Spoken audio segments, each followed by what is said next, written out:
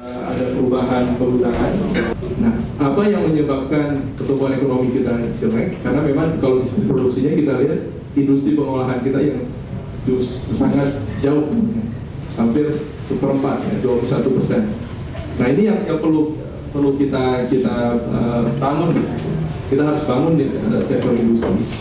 Karena itu pemerintah Aceh memprioritaskan untuk memfasilitasi terjadinya investasi, untuk mengembalikan era industri kita. Kita sekarang lagi pertama CAP yang di Lok Sumawe, kita sangat coba serius untuk mempercepat itu. Kemudian juga kita membangun kawasan industri nano dan juga kawasan industri Lampung, dan juga beberapa kawasan industri yang potensial yang memang belum siap sama sekali, itu kita dorong juga. Ini salah satu menjadi prioritas kita. Nah, menjadi tantangan adalah, saya kira, dalam spending ini yang menjadi tantangan. Apakah kita benar-benar menggunakan order khusus yang nggak banyak itu, oleh PBA yang nggak banyak itu, bisa untuk membalikan tren pertumbuhan ekonomi kita yang lambat, kemudian menjadi yang sebagaimana kita skenario bisa. Kalau kita ingin setelah khusus kita bisa 4 kali lebih kaya, tentunya kita harus menutup defisit dengan meningkatkan investasi. Tentunya kita minta persediaan Bang Pusat. Assalamualaikum warahmatullahi wabarakatuh. Yang saya hormati Pak Mulis, Ketua Golkar, Abang kita, teman-teman MPI, Muhammad Tunis,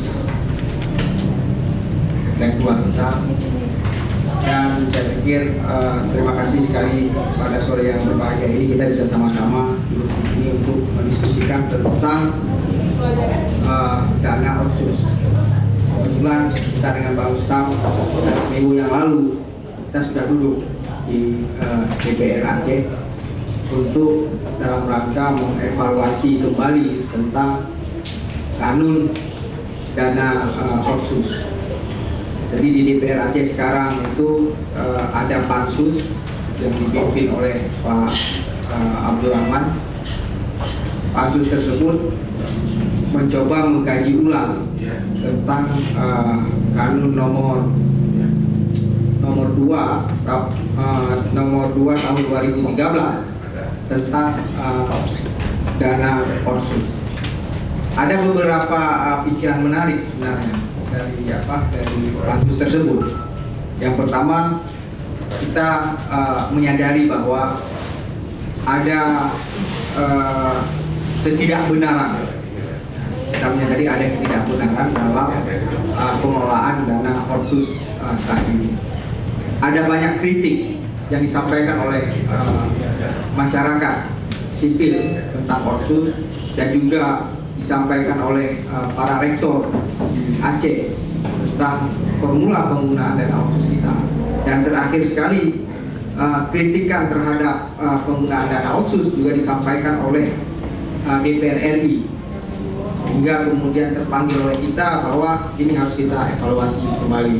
Apalagi dana otsus ini hanya berlangsung 20 tahun. Ada beberapa hal sebenarnya kita setuju dengan apa yang disampaikan oleh Pak Martunis, bahwa dana yang kita kelola di provinsi sebenarnya tidak seuah yang dianggap oleh publik. Kalau kita turun ke kabupaten kota, ini masyarakat kabupaten kota selalu berasumsi bahwa uang yang paling banyak itu adalah di provinsi. Politisi kita di kabupaten kota, juga bupati dan wali kota di kabupaten kota juga selalu mengatakan kepada masyarakat bahwa kita di kabupaten kota tidak punya uang. Yang punya uang itu adalah di provinsi. Setelah kita cek di provinsi, padahal uang di provinsi itu sudah ditransfer ke kabupaten kota. Nah, artinya ruang kreasi apa yang disampaikan oleh Pak Martunis tadi di provinsi ini menjadi sangat sulit. Apalagi ada kewajiban-kewajiban yang memang harus dipenuhi oleh APBA kita. Seminggu yang lalu saya dengan Pak Nurli di Jakarta bicara otsus kita. dan Bang Nurli selaku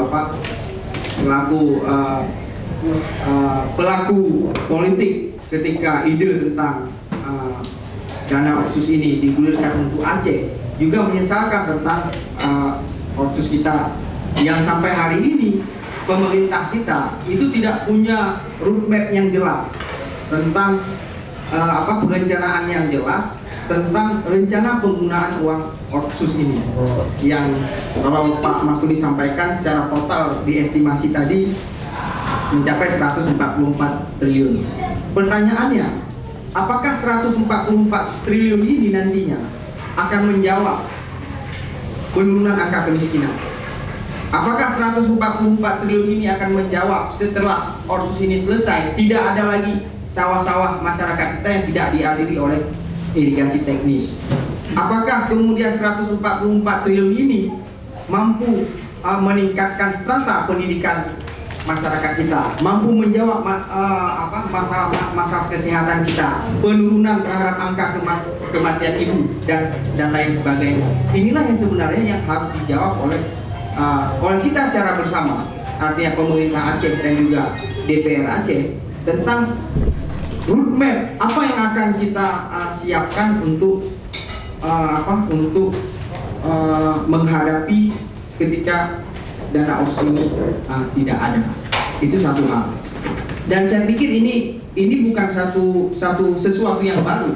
Banyak orang sudah bicara soal ini, tapi hampir 5 tahun, 10 tahun ini kita berjalan di tempat dari setiap apa yang disampaikan oleh orang-orang tentang dana otsus. Kemudian selanjutnya pemerintah kita sampai hari ini juga saya lihat tidak punya semacam desk khusus, artinya desk khusus yang mengkoordinasikan, memastikan bahwa dana otsus kita ini benar-benar implementatif seperti keinginan Undang-Undang Nomor 11. Tercapai output dan outcome dari yang diinginkan oleh Undang-Undang Nomor 11 terhadap dana otsus kita. Jadi pemerintah kita tidak punya task force, tidak punya tim yang memastikan ini. Padahal ini diwajibkan dalam Undang-Undang Nomor 11 terkait dengan dana otsus.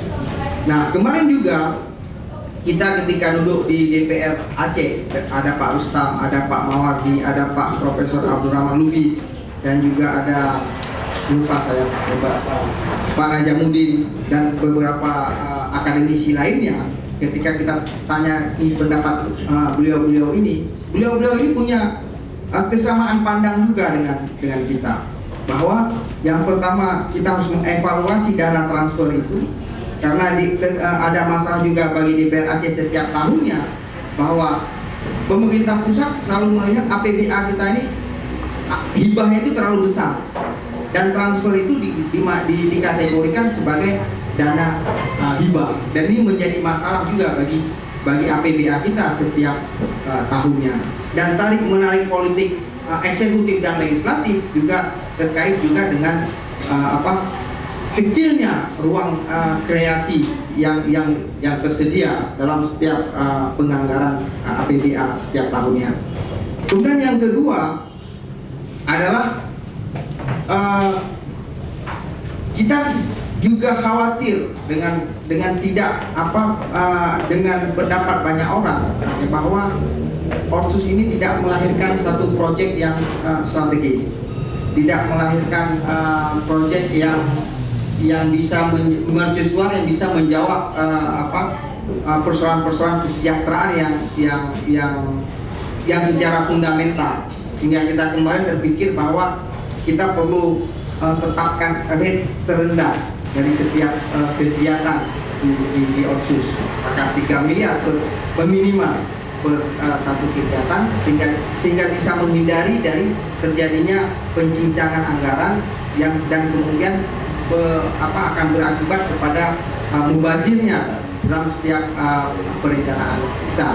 Saya pikir itu yang baru terpikir oleh kita di DPR Aceh. Semoga pansus ini nantinya dapat menyelesaikan kerjanya dalam waktu yang cepat. Cuman masalahnya yang kita khawatirkan kemarin ketika kita duduk di DPR Aceh adalah yang kita hadapi ini kan kabupaten kota. Artinya yang kita hadapi ini adalah bupati dan wali kota serta DPRK kita di tingkat kabupaten kota. Tentu daya tolak terhadap rencana evaluasi kanun tersebut ini akan cukup besar. Artinya sekali lagi persoalan politik menjadi persoalan penting ketika kita bicara meluruskan otsus ini. Nah, ketika diskusi kemarin kuncinya ya sangat tergantung kepada pimpinan-pimpinan partai politik. Kita di DPR Aceh ini kan hanya sebagai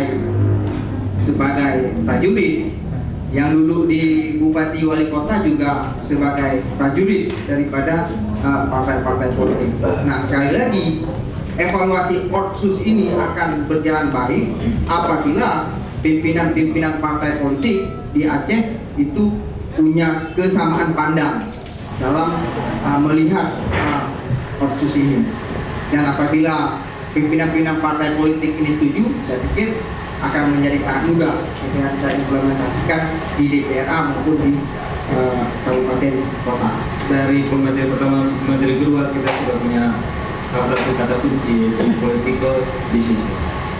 Itu nanti perlu kita dalami. Selanjutnya kita minta kesediaan dari Pak Usam, Ketua Akademisi. Pak. Dan semua yang lain juga ada Pak Faisal juga, pikiran mas media masa semuanya jika saya untuk kalau saya bangun bisa Pak? Saya bangun bisa Pak? Saya bangun kan? Susah, nggak nampak.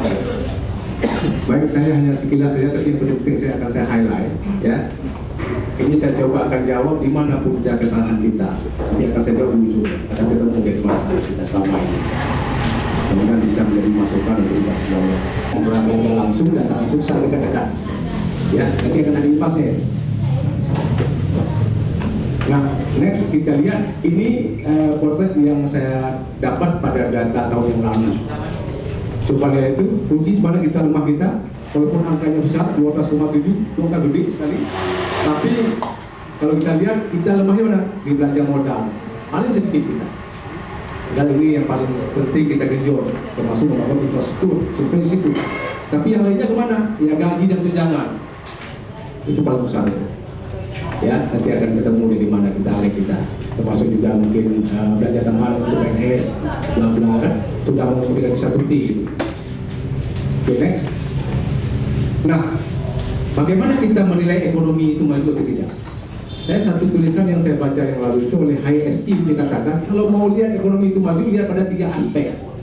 Yang pertama adalah lihat growth of economy, lihat kemajuan ekonominya, pertumbuhan ekonominya lihat. Dan ini angka tidak bisa kita taati ya. Kita input data dia langsung muncul dia. Jadi ya, ada OCU juga. Saya senior. Jadi ini angka yang bisa kita hitung, yang tidak bisa main-main ini. Yang kedua, kalau mau lihat kemajuan ekonomi, lihat juga pada kualitas kita. Mungkin kita sudah kenal, sudah mulai aman, ya kan? Sudah nyaman, kita bisa ibadah, sudah nampak. Ya. Yang ketiga berarti adalah human development. Bagaimana kemampuan kita dalam membangun manusianya. Nah ini ada angka juga PPM. Ya, jadi yang sebagian adalah objektif ya, yang sebagian adalah subjektif ya. Dan kita lihat bagaimana capaian ketiga ini selama 4 tahun ini kita lihat. Maaf ini bulan puasa juga saya minta maaf, tidak ada masuk pindah. Karena nanti puasa penutupan kita nanti batal pahalanya, tidak ada masuk apa. Hanya saya is on the data saja lah. Ya. Ibadah juga, alhamdulillah. Mudah-mudahan bisa begitu. Ya kapal saya. Nah ini kita lihat. Bagaimana posisi kita saat ini, eksistensi kita bagaimana? Ini kita lihat nanti. Nah, kalau Bapak Ibu lihat, kita paling kaya sebenarnya. Kita potensi kita yang paling hebat itu adalah pada pertanian. Jadi melonjak kita punya sumbangsinya kontribusi dalam nilai tambah yang awalnya masih 28,83 jadi 30,2. Berarti kita meningkat, ya. Jadi boleh meningkat, naik. Ya. Yang kedua yang paling besar adalah aktivitas dagang. Ini sudah lama. Next, nah kita lihat laju pertumbuhan kita. Ini yang sekarang kita cemaskan. Kalau kita lihat, ini ada kita yang kalah ini. Jadi kita ekonomi kita ini pertanian kita memang naik 4,85% dari pertanian kita tahun yang lalu, tapi ada yang kosong seperti Pak apa yang waktu disampaikan tadi. Di pengolahan kita makin jelek, di pengolahan manufaktur kita makin jelek. Jadi minus 21,3. Maknanya apa? Berarti selama ini kita genjot pertanian menghasilkannya banyak, tetapi yang kita jual masih mentah semuanya, tidak ada kemajuan. Ini ada imbasnya nih kepada lapangan pekerjaan. Ya, ini makin banyak yang tidak dapat pekerjaan. Kenapa ini? Nah, yang tumbuh apa? Yang tumbuh yang tidak ada ini yang lain. Ada pemerintahan yang paling tinggi tumbuh. Berarti maksudnya apa? Spending oleh government itu sangat menentukan ekonomi kita. Jadi semakin lambat PPA kita semakin kacau lah ekonomi kita ini. Jadi mengampak pada angka-angka ini. Next kalau kita lihat, nah ini ekonomi Aceh tumbuh. Jadi kalau nanti Pak Kosal ini di legislatif dia ini jago ini mengolah ini itu kacau eksekutif. LKPJ-nya bisa masalah. Apa sebab? SPJM itu pertumbuhannya di plotnya seperti naiknya seperti apa berkala nih itu. 6,5, 6,7, 6,8, 7,2 sampai 8%. Tapi yang tumbuh yang bisa dicapai bayangkan hanya tahun pertama saja 6 pas ya, ketemu dia pas. Tahun yang lain itu 4,4 tumbuh, 4,1, 4,3. Jadi maksudnya apa?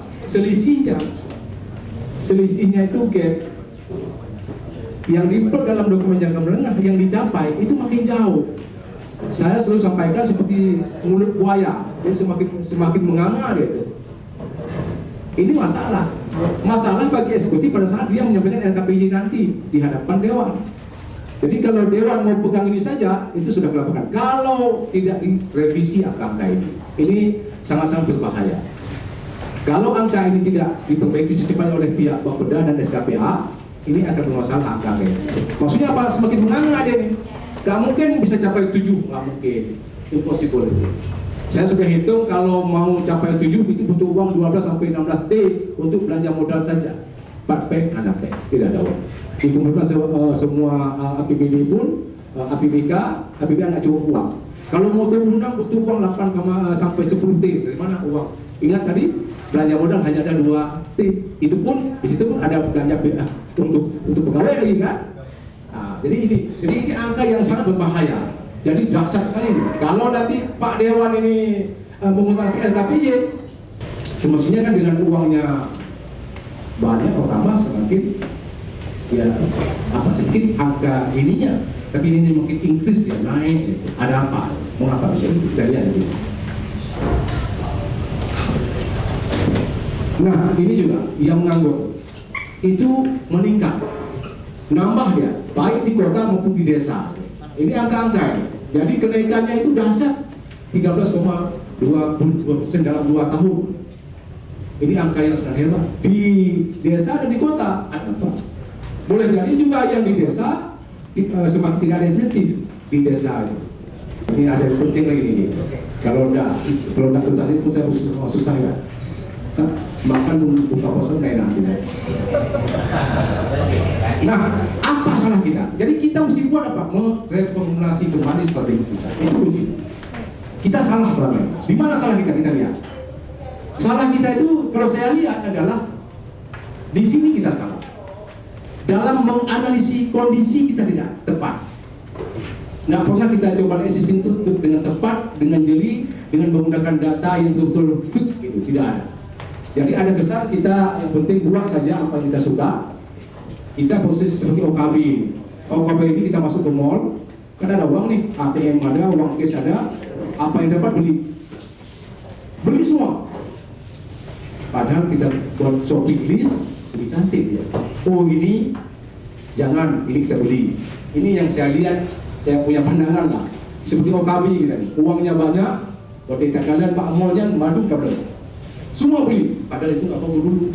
Ada yang penting dulu, ini yang saya apa? Sebab kita tidak menganalisa ini, esensi kita analisa.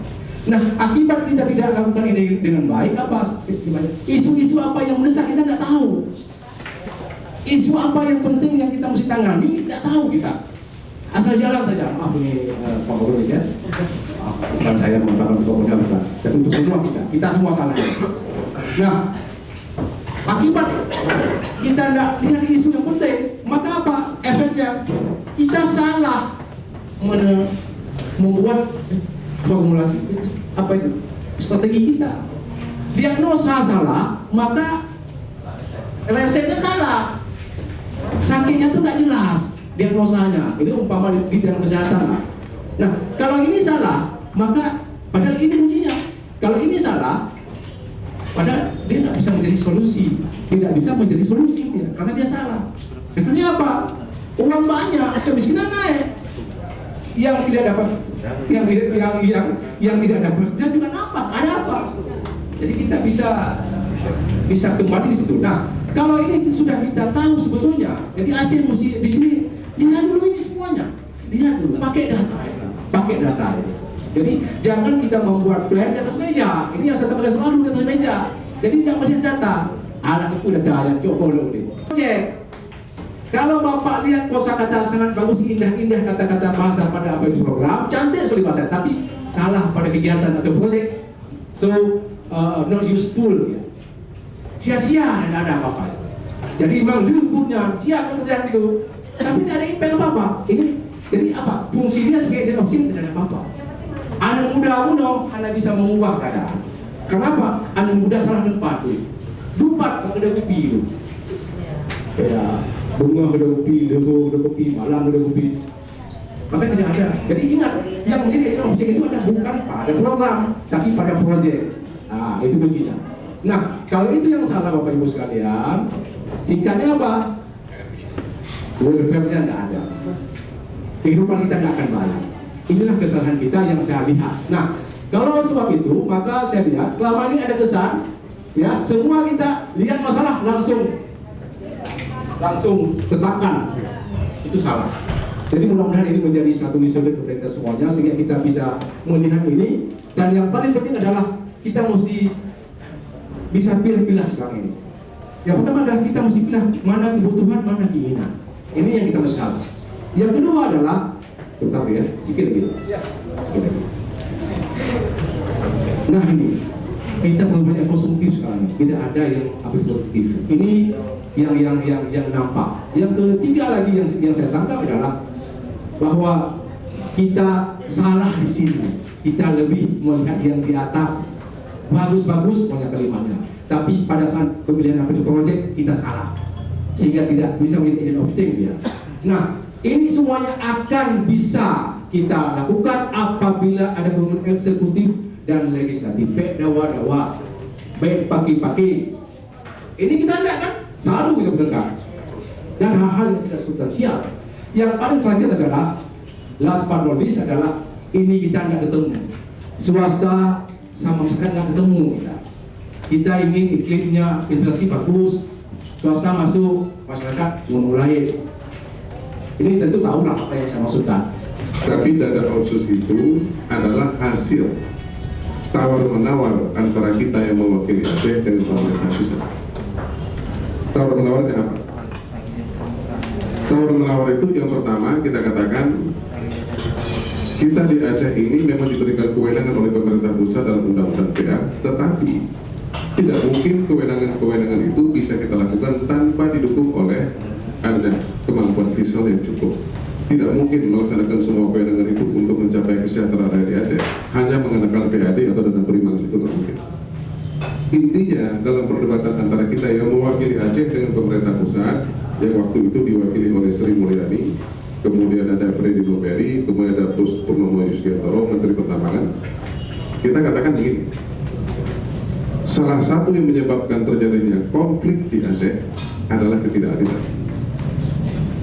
Akibat ketidakadilan itu muncul konflik, dan konflik itu sudah menambah beban bagi rakyat, menambah beban bagi pemerintah yang sangat sulit melakukan recovery seandainya hanya mengandalkan potensi daerah. Nah, oleh karena itu kami minta kepada pemerintah pusat agar dicari jalan, dicari solusi yang memungkinkan tanpa merubah nomenklatur dalam bentuk kebijakan keuangan secara nasional, tapi ada nomenklatur lain yang memungkinkan kita peroleh untuk mendapatkan sumber dana dalam rangka satu. Yang pertama adalah untuk mempercepat recovery akibat konflik. Yang kedua, ini merupakan tanggung jawab pemerintah atas perlakuan tidak adil selama ini kepada pemerintah Aceh. Dan yang ketiga yang paling penting adalah untuk menjaga keseimbangan pembangunan antar wilayah yang outcome pembangunannya bisa diukur dari jelas. Itu kira-kira saudara sekalian. Nah, sekarang saya masuk ke dana otsus. Kenapa dana otsus ini diberikan pada tahun 2008? Padahal undang-undang pemerintahan Aceh kita selesaikan itu tahun 2006. Hari kita sepakat dana otsus ini mulai diberikan tahun anggaran 2002. Itu aja. Nah, alhamdulillah hari ini sudah lebih kurang 9 tahun. Jadi tepat sekali apa yang disampaikan tadi, baik oleh Bapak Peda maupun oleh teman-teman pengamat, bahwa sampai hari ini lebih kurang sudah hampir mencapai 50 triliun atau 48 triliun. Saudara-saudara sekalian, awalnya selesai. Kami mengasumsikan di DPR RI pada saat itu, seandainya kita bisa mendapatkan dana dalam jumlah yang besar atau 2% setara di nasional, itu cukup besar dan tidak pernah diperoleh oleh provinsi manapun di Republik ini. Kami membayangkan begini, 74% rakyat Aceh ini kan hidup di pedesaan. Dari 74% itu boleh dibilang 66% tergantung pada sektor pertanian atau perkebunan. Sederhana pemikiran kami pada saat itu untuk meyakinkan pemerintah pusat tidak mungkin masyarakat yang hidup di pedesaan bisa melakukan recovery dengan cepat, bisa keluar dari kesulitan yang besar seandainya tidak dibantu oleh pemerintah. Apalagi mereka hanya mengandalkan kepada kemampuan mereka yang ada di desa, tidak mungkin bisa mereka keluar dari kesulitan. Dan kami berasumsi waktu itu Pak Bapeda dan Pak Rustam, Pak Kausar, seandainya kita diberikan dana otsus yang besar, kita sudah hitung itu untuk jumlah penduduk yang ada di pantai timur atau utara, kemudian tengah dan barat, kira-kira kita butuh irigasi besar, waduk yang besar, itu kira-kira 3 di pantai timur, menghabiskan uang kira-kira sekitar 1 waduk 4 triliun, 3 waduk kira-kira 14 triliun. Saya hari ini harus mengatakan lebih jujur, ini sikap politik dari Partai Golkar. Sampai hari ini tidak ada parameter yang bisa kita gunakan untuk mengukur apa outcome dari penggunaan dana otsus. Apa parameter yang bisa kita gunakan? Malah kalau kita mencermati data-data yang disampaikan oleh Pak Rustam tadi, ini respon kita. Pada waktu itu, sekarang mungkin 20 triliun. Jadi maksud saya, 74% rakyat Aceh ini sudah keluar dari kesulitan hidup. Yang kedua, menurut saya, pemerintah daerah dan BPRA khususnya harus punya keberanian untuk mengatur ulang otoritas struktur kelembagaan yang kemudian bertanggung jawab mengelola dana otsus. Sebab apa? Dalam undang-undang jelas disebutkan, karena mengenai dana otsus ini diatur dalam undang-undang PA pasal 183, mengacu kepada pasal 179 tentang sumber pendapatan daerah. Yang pertama itu PAD, kemudian dana perimbangan, kemudian dana otsus dan sumber pendapatan lainnya yang sah. Nah, kemudian di pasal 183 diatur dengan jelas, administrasi dana otsus ini adalah di tingkat provinsi. Saya ingin mengatakan kepada kita sekalian, mungkin ada teman-teman lain yang mengerti soal ekonomi atau soal fiskal. Yang saya nggak sependapat dari awal, kalau dana otsus ini kemudian dibagi-bagi dalam bentuk rupiah kepada kabupaten kota. Bukan nggak setuju ada pembangunan di kabupaten kota. Tapi begitu dana otsus ini dibagi-bagi dalam bentuk rupiah, kemudian itu menjadi data atau menjadi bahagian daripada mekanisme pembahasan di APBK, maka sejak saat itulah kita sudah mulai mengurangi penerimaan dari tingkat pusat oleh karena celah fiskalnya kecil. Artinya apa? Sebesar dana otsus yang kita kirim ke daerah, sebesar itulah celah fiskal kita berkurang, sehingga penerimaan dari pusat kita akan berkurang. Dulu kita siasati memang dana otsus ini direncanakan bersama penggunaannya oleh Bapeda Provinsi dan Bapeda Kabupaten Kota, karena administrasinya ada di tingkat provinsi, tapi pembangunannya tetap di daerah tingkat 2. Bukan uangnya dibagi-bagi ke tingkat 2, tapi pembangunnya ada di tingkat 2. Tapi dana ini dikelola oleh sebuah lembaga atau unit khusus yang dibentuk oleh gubernur, dan itu punya tanggung jawab sendiri, sehingga dia bisa memiliki sebuah unit kerja atau unit, dan pertanggungjawabannya jelas. Kalau sekarang kan kita, yang paling parahnya lagi, begitu diserahkan ke tingkat 2, penggunaannya tidak melalui mekanisme pembahasan APBK. Ini lebih parah lagi. Bayangkan dana 100 miliar lebih diberikan kepada masing-masing 32, tapi penggunanya tidak lewat mekanisme pembahasan oleh KPBK antara pemerintah kabupaten kota dengan DPRK. Ini miris. Nah, oleh karena itu saya secara pribadi terus mendukung agar segera dilakukan redesign terhadap perencanaan dan pembangunan OSUS, dan heavy-nya adalah tingkat provinsi, tapi pembangunannya tetap di tingkat kabupaten kota. Karena tujuannya adalah dana OSUS itu untuk menjaga keseimbangan pembangunan antar wilayah yang ada di Aceh, kemudian untuk mempercepat pertumbuhan ekonomi di tengah-tengah masyarakat, dan menjadi investasi jangka panjang untuk sektor-sektor produktif, bukan untuk sektor konsumtif. Bahwa ada bagian-bagian digunakan dalam rangka membantu kaum duaha, tapi jangan itu yang dominan.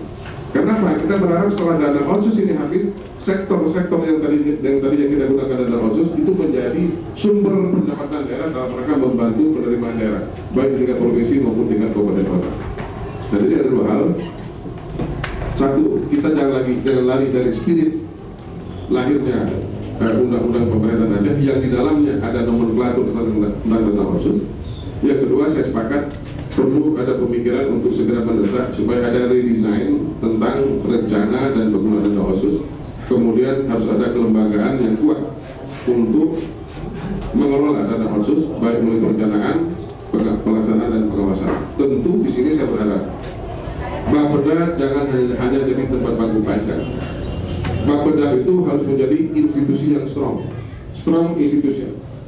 Tidak mungkin kita menghasilkan sebuah pembangunan yang baik kalau tidak direncanakan dengan baik. Saya memberikan analogi begini, sebuah bahan baju yang tidak baik, tapi karena didesain dengan baik, dijahit dengan baik, bisa saja lebih mahal, lebih murah.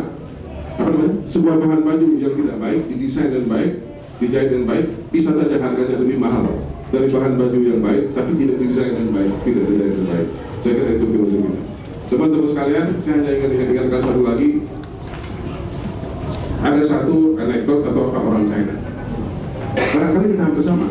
Sawah kita makin lama makin kecil jumlahnya. Sementara kebutuhan dari sawah itu makin lama makin besar.